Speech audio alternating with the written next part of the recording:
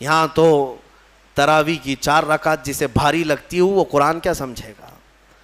ہاں لوگوں کو ایسا ہی لگتا ہے کہ بالکل شتابدی ایکسپریس والی جہاں تراویح ہوتی ہے وہاں پڑھنا چاہیے، 15 منٹ میں پورا ہو جائے، کچھ بھی پڑھتا رہے ہو، عربی پڑھے کہ چائنیز پڑھے کہ جرمنی پڑھے، ہاں بس یہ ہے کہ تڑ تڑ تڑ جلدی سے نکالتے۔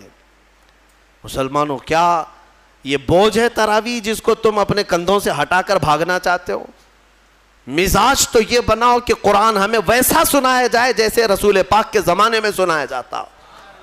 قرآن سنیں تو ہمیں رسول پاک کا مدینہ یاد آ جائے۔ قرآن کے نغمات آج بھی اس کی قراتیں لوگوں کو رلا دیتی ہیں، تمہیں اندازہ بھی نہیں ہے۔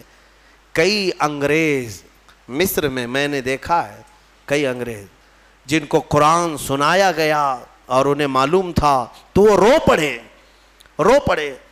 ایک فرانس کا بہت بڑا ڈاکٹر تھا اسکندریہ میں، ایک ہمارے بڑے شیخ ہیں، وہ قرآن کی تلاوت کرتے تھے تو وہ اپنی ڈاکٹریٹ پہ بڑا فخر کرتا تھا، صرف وہ حضرت کی قرآن کی تلاوت سننے کے لیے وہ باہر کھڑا رہتا۔ کئی دن کے بعد وہ ساری چیزیں چھوڑ کر کے اندر آیا اور کہا اس کی جو مٹھاس ہے اور اس کی جو لذت ہے مجھے دنیا میں کہیں نہ ملی، مجھے اسی دامن میں داخل کر لیا جائے۔ کئی ایسے لوگ ہیں جنہوں نے قرآن پاک کو سن کر کے اپنی زندگیاں بدل لیں۔ تمہیں کیا ہو گیا؟ قرآن کو اتنا اوپر رکھ دیا کہ ہاتھ بھی نہ جائے۔ تمہارے فریج اور ٹی ویاں تو صاف ہوتی ہیں، قرآن پر تو پتہ نہیں کتنی گرد و غبار لگی ہوئی ہے۔ ہاں ابھی رمضان میں اس کو صاف کر دیا ہوگا، اٹھایا ہوگا۔ قرآن تم کب اٹھاتے ہو؟ قسم کھانے کے لیے، جھگڑا ہو جائے دیکھو میں قرآن کی قسم کھا رہا ہوں، یا پھر کب قرآن اٹھاتے ہو؟ جب کسی کی میت ہو جائے جلدی لاؤ قرآن۔ ارے یہ زندوں کے لیے اترا ہے قرآن، مردوں کے لیے نہیں۔ قرآن زندوں کے لیے نا، ہاں مردوں کو ایصال ثواب تو ضرور کرائیں گے ہم، فائدہ تو پہنچے گا تلاوت کا، لیکن یہ ایصال ثواب کے لیے ہی نہیں۔ قرآن کہتا ہے ھدی للمؤمنین، مومنوں کی ہدایت کے لیے آیا ہے۔ ہدایت چھوڑ کر کے تم دکان کی اوپننگ کے لیے، گھر کی ٹھنڈک کرانا ہے، اوپننگ کرانا ہے، اور پھر ماں باپ کی میت ہو گئی ہے، اور پھر کیا ہے جھگڑے میں قسم کھانا ہے۔ یہی ساری چیزیں قرآن اٹھانے کی ہے۔ قرآن عظیم اللہ تعالیٰ کا وہ عظیم تحفہ ہے کہ پوری زندگی بھر اس پر رشک کرو گے تو بھی کم ہے۔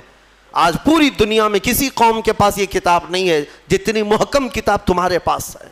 سینہ تان کر کے کہہ سکتے ہیں ایسی کتاب کسی کے پاس نہیں ہے۔ اتنا بڑا ذخیرہ تمہارے پاس ہے اور تم اس کو پیچھے ڈالے ہوئے ہو۔ بچپن میں ہمارے بچوں کو جب مدرسہ بھیجتے ہیں ہم تو قرآن سینے سے لگا کر بھیجتے ہیں نا، بچہ سینے سے لگا کر کے آتا ہے قرآن، لیکن چندی دنوں کے بعد جب ہم بڑے ہونے کے بعد دیکھتے ہیں اسکول جانے کے وقت بچہ تو سارا بستہ پیٹھ پر رکھا رہتا ہے، ہوتا یہی ہے نا، بستے میں ساری بکس کتابیں پیٹھ پر رکھا رہتا ہے، لیکن مدرسہ جب آتا ہے تو قرآن سینے سے لگا کر آتا ہے۔ شاید بڑوں نے ہمارے بزرگوں نے یہ رواج رکھا ہوگا کہ بیٹا قرآن ہمیشہ سامنے ہونا چاہیے، قرآن ہمیشہ مقدم رہے، بعد میں سب، لیکن بڑے ہونے کے بعد یہ سامنے والی چیز پیچھے ڈال دیتا ہے، پیچھے والی چیز کو ہی اہمیت دینے لگتا ہے۔ ایک بات یاد رکھو، میں نہ کالج کا مخالف ہوں، نہ اسکول کا مخالف ہوں، نہ یونیورسٹی کا مخالف ہوں۔ ہاں کوئی بھی کالج کا، یونیورسٹی کا، کہیں کا اسٹوڈنٹ ہو میرے ساتھ بیٹھے، میں اس کے ساتھ انشاءاللہ ڈسکس ضرور کروں گا ہر ٹاپک پر، لیکن یہ برکت ہے صرف قرآن کی۔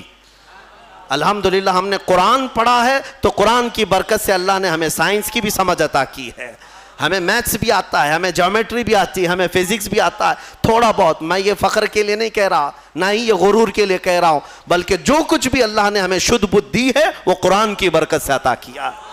اور اعلیٰ حضرت فاضل بریلوی رضی اللہ تعالیٰ عنہ خود فرماتے ہیں ایسی ایسی کتابیں انہوں نے لکھ رکھی ہیں کہ آج کی بڑی بڑی یونیورسٹیوں کے پروفیسر حل نہیں کر پا رہے ہیں، ان کے میتھس کے بڑے بڑے ٹف فنڈے نہیں حل کر پا رہے ہیں۔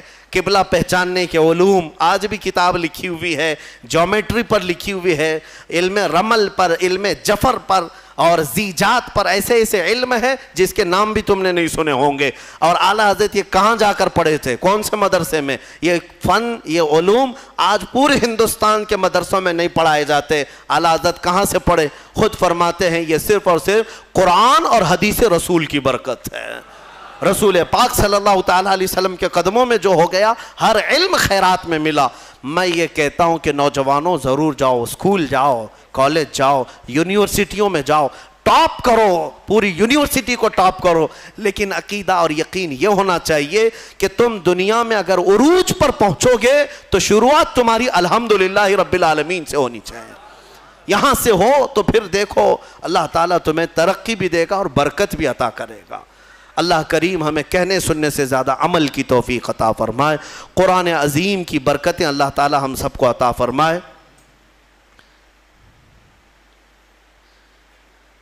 ایک سوال ہے، یہ ہر نماز کے بعد یہاں پر جو تسبیح پڑھی جاتی ہے سبحان اللہ وبحمدہ سبحان اللہ العظیم وبحمدہ استغفر اللہ، یہ بخاری شریف کی حدیث ہے.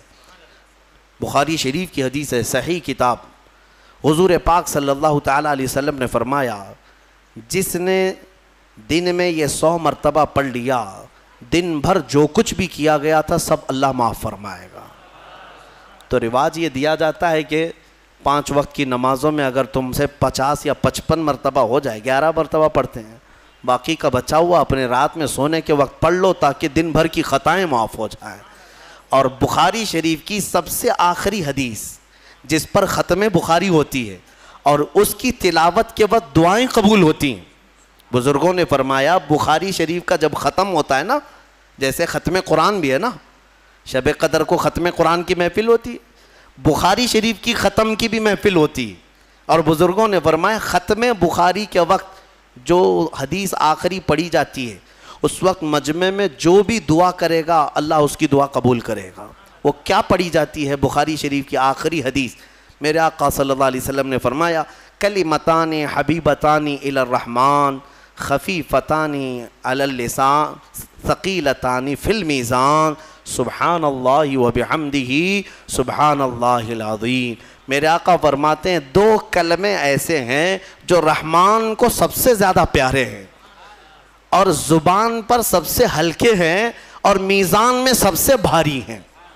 زبان پر بہت ہلکے ہیں، میزان پر سب سے بھاری ہیں. وہ 2 کلمے کیا ہیں؟ میرے آقا فرماتے ہیں سبحان اللہ وبحمدہ ایک کلمہ، سبحان اللہ العظیم دوسرا کلمہ. یہی ہے. ایک دوسری حدیث میں آگے وبحمدہ استغفر اللہ کا بھی اضافہ ہے. بہرحال یہ اس کی فضیلت آپ نے پوچھا اس لیے میں نے عرض کیا. آج بھی بحمدہ تعالی خانہ کعبہ کے پاس کثرت سے پڑھی جانے والی تسبیح بھی یہی ہے. پورے خانہ کعبہ کے غلاف پر اگر کوئی تسبیح لکھی ہوئی ہے تو صرف سبحان اللہ وبحمدہ سبحان اللہ العظیم. یہی آپ دیکھیں گے. اللہ تبارک و تعالی اس تسبیح کی برکت سے ہمارے گناہوں کو معاف فرمائے. السلام علیکم ورحمۃ اللہ.